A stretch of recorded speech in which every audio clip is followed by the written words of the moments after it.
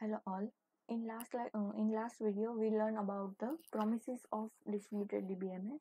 In promises of distributed DBMS, we discuss about the first promises or first advantage of PDBMS distributed system. First one is a transparent management system. We have already completed. In transparent management system, all of the system is transparent, like they hide the information from the user. मतलब જે કઈ બી information જે user through એ લોકો user જે access કરે છે એ બધી જ ઇન્ફોર્મેશન એ શું કરે છે, હાઈડ, અને એ ડાયરેક્ટલી ટાઈમ કન્ઝ્યુમ કર્યા વગર જે કઈ બી આઉટપુટ છે એ થોડા જ ટાઈમમાં ડિસ્પ્લે કરે છે. These are the example of the transparent management. Actually, what is programmer C? What is a transparency, or what is a distributed database, and what we see, or what user want to see in one database. So these are the two examples for the transparent management. These are the transparent management diagram or example also called. These are the layer transparency. We discuss about the all transparency about the data, network, replication, fragmentation. Okay.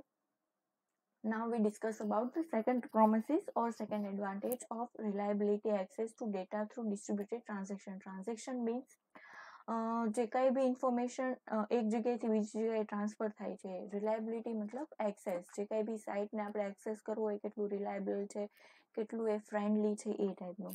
તો એમાં એ કહી શકીએ કે જે કઈ બી આપણી multiple copy છે, જેટલી બી આપણી રેપ્લિકા છે, જેટલી બી મલ્ટિપલ ટાઈમ એ કોપી અવેલેબલ હશે એટલું જ યુઝરને એ રિલાયબલ રહેશે, અને તે ડેટા છે એ અવેલેબલ રહેશે બધી જ સિસ્ટમમાં. સપોઝ કે 5 સર્વર છે, 5 સર્વરમાં એ ડેટા જો અવેલેબલ હોય તો એ યુઝર ઇઝીલી એને એક્સેસ કરી શકે છે.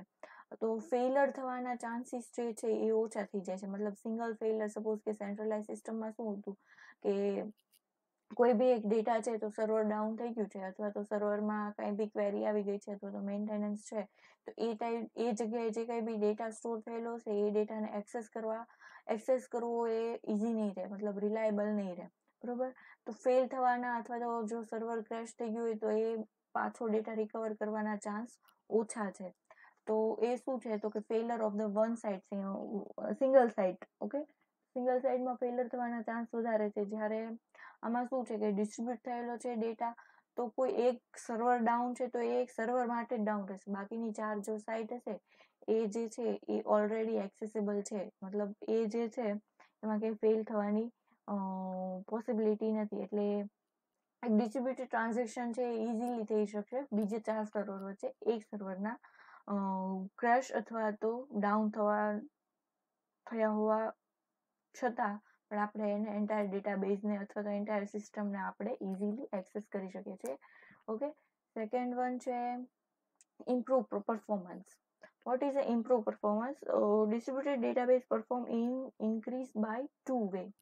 First one is the distributed database management system fragment into conceptual database. Okay, firstly આપણે ફ્રેગમેન્ટ કરશું આપણું જે કઈ બી ડેટાબેઝ છે, જે કઈ બી ડેટા છે એને કન્સેપ્ચ્યુઅલ ડેટાબેઝના ફોર્મમાં, મતલબ આપણો જે એન્ટાયર ડેટા છે એને નાના પાર્ટમાં ફ્રેગમેન્ટ મતલબ પાર્ટીશન, નાના પાર્ટમાં આપણે ડિસ્ટ્રીબ્યુટ કરી દઈશું અલગ અલગ ડેટાબેઝમાં, અને પછી એને એક્સેસ કરશું. એટલે એ શું આપણી માટે રિલાયબલ વધારે રહેશે. અને સેકન્ડ વન છે કે inherent parallelism of distributed system may be exploit for inter query and intra query. અહીંયા આપણે જોવાનું છે ઇન્ટર ક્વેરી શું છે અને ઇન્ટ્રા ક્વેરી શું છે. બરોબર. તો ઇન્ટર ક્વેરી શું છે તો કે ઇન્ટર ક્વેરી જે રિઝલ્ટ છે એની અવેબિલિટી, એની એક્ઝિક્યુશન જે કાંઈ બી મલ્ટિપલ સાઇટમાંથી જે લઈ આવે છે એટ અ ટાઈમ, તો એ મલ્ટિપલ સાઇટમાંથી જે કાંઈ બી રિઝલ્ટ છે એ એટ અ ટાઈમ લઈ આવશે.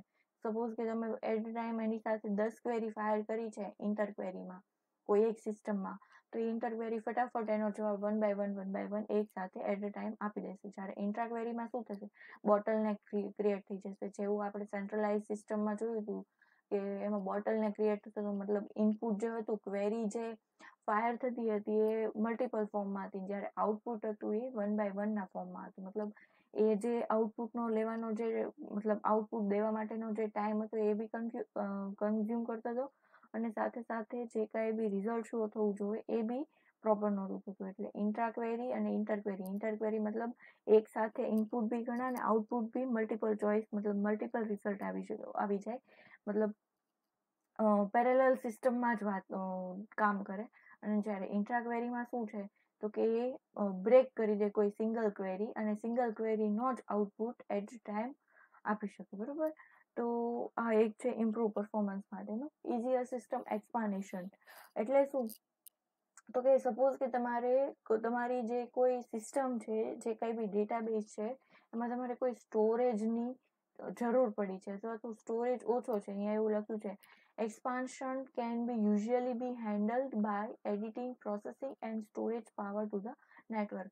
મતલબ જો તમારા મશીનમાં થોડો ઘણો બી સ્ટોરેજનું લીક હોય અથવા તો જે કાંઈ બી સ્ટોરેજ છે એ ઘટતું હોય તો તમે એને ઇઝીલી એડ કરી શકો છો અથવા તો ઇઝીલી રિમૂવ કરી શકો છો, અથવા તો એડ અથવા તો અલ્ટર કરી શકો છો, અપડેટ કરી શકો છો. તો આ જે છે એ એક્સપાન્શન માટે મતલબ ડિસ્ટ્રીબ્યુટેડ સિસ્ટમમાં તમારે જો કંઈ બી ડેટા એડ કરવો હોય અથવા તો અપડેટ કરવો હોય તો તમે ઇઝીલી સ્ટોરેજ વાઇઝ અપડેટ અથવા તો ડિલીટ કરી શકો છો, સ્ટોરેજ બી તમે ઇઝીલી કરી શકો છો. એટલે આ જે છે એ એની માટેનું છે. મતલબ ટોટલ 4 પ્રોમિસીસ છે, આપણે જોઈએ કઈ તો કે first one is the transparent management for distributed and replicated data. Easily accessible છે, ટ્રાન્સપરન્ટ છે, hide all information from the user, તે only see what he want on her or him screen. Okay, second one છે reliability access to data through distributed transaction through જે કાંઈ બી reliable data છે એ easily access કરી શકીએ છીએ. આમાં ફેલિયરના chances બહુ ઓછા છે, કેમ કે જો કોઈ એક ઇવેન્ટ અથવા તો કોઈ એક સાઇટ છે એ ક્રેશ થશે તો બાકીની ઇવેન્ટ અને બાકીની સાઇટ ચાલતી રહેશે.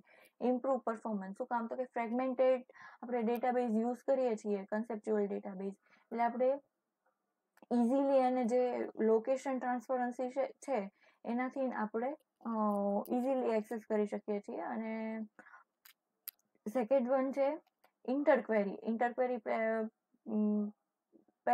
પેરેલલી રિઝલ્ટ શો કરે છે, એ માટે multiple query at a time એ શો કરી દે છે, એટલે એક ઇમ્પ્રુવ પરફોર્મન્સ આપે છે. બરોબર, એ એનો પાર્ટ છે. અને જ્યારે આપણે કોઈ એક્સપાન્શન મતલબ જ્યારે કોઈ સ્ટોરેજની જરૂર હોય તો આપણે ઇઝીલી એને સ્ટોરેજમાં થોડી કે ઓછી કે વધારે જે કાંઈ બી સ્ટોરેજની રિક્વાયરમેન્ટ હોય એ પ્રમાણે આપણે એડ કરી શકીએ છીએ. ઓકે,